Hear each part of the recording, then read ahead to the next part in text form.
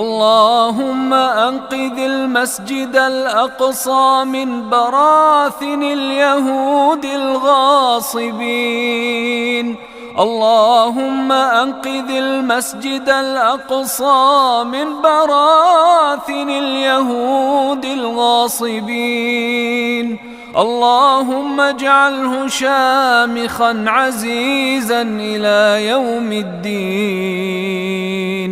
اللهم أخرج الصهاينة منه أذلة صاغرين، وارزقنا فيه صلاة قبل الممات يا رب العالمين.